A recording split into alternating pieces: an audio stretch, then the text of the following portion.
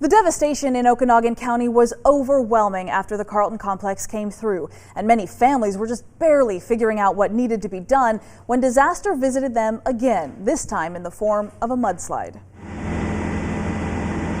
It was just a matter of days after the fire that a thunderstorm then dropped torrential rain right over the burn scar, causing flash flooding for miles. And for many, what wasn't destroyed in the fire was quickly washed away by the water.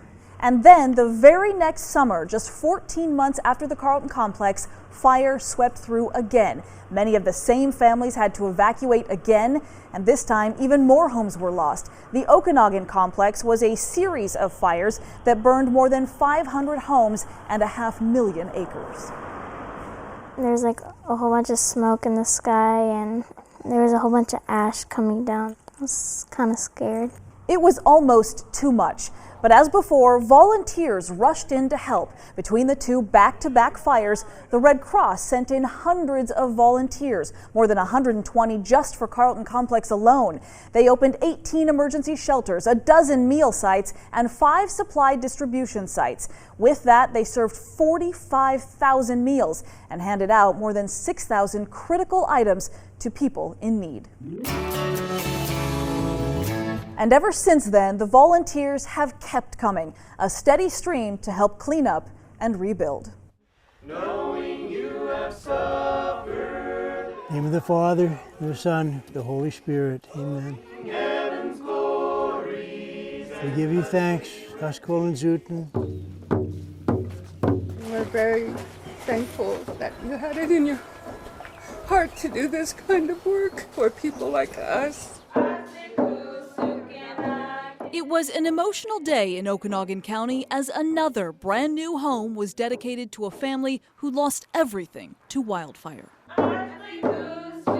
Since 2014, the Okanogan County Long-Term Recovery Group has built 36 new homes for families because a full 60% of those who lost a house were uninsured or underinsured, leaving them with virtually no other way to rebuild on their own. For Dennis and Susan Best, their home of 25 years burned to the ground just 2 months after they'd paid off their mortgage. It was just almost impossible. Seemed impossible without the help of volunteers. I feel extremely blessed to have been part of this project to help build them a home, and not just a house, but a home.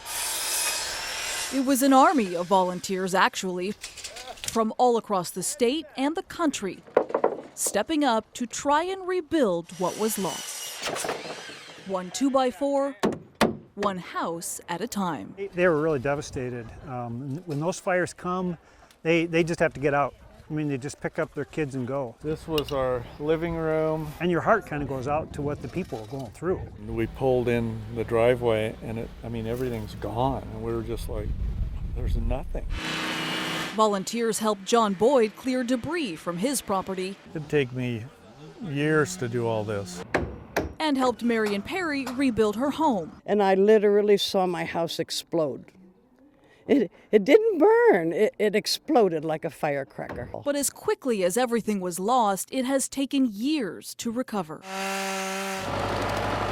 It just gives you a good feeling that you can go out and help somebody that can't help themselves. Where would you be without them? Oh, we wouldn't be anywhere without them. Carlene Anders started long-term recovery after the Carlton Complex. But after the even bigger Okanogan Complex, it was clear her work was just getting started. When you have an area hit by a disaster this big, all the contractors are busy. You can't even get people to respond for months at a time. And if volunteers didn't come in and do these builds, people would still be couch surfing. They're in trailers and we had people in vans. And together with supplies and donations from local companies and regional charities, they found a way to keep going. It's probably the hardest job I've ever loved. We're giving something back to people that they lost and will never get back. It's that process of finding what that new normal is and helping them to achieve that. And while it will never be what it was, for Dennis and Susan, it's a place of their own. And after so much loss, a place they can finally call home. You're not just restoring a house, you're restoring their life. Volunteers have been a critical part of the rebuilding here all across Okanogan County, not just for homes though, also for some of its most recognizable landmarks. I still smile every time I go by that thing. And when it finally was finished, the community was really excited.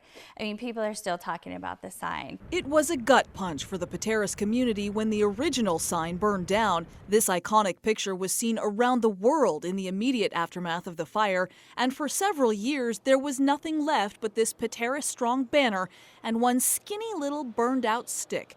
But over time, the Chamber of Commerce started looking for donations and community support to build a new sign. And last summer, it was finally finished. The new sign features the same familiar slogan perched underneath old metal and rebar that was charred in the Carlton Complex.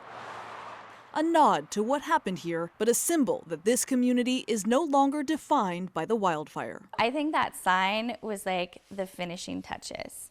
We're done. We've moved on, we've rebuilt, and we're this amazing community again. And while the community is recovering, the land all across Okanogan County is still struggling. We're in this together and we can solve this problem together.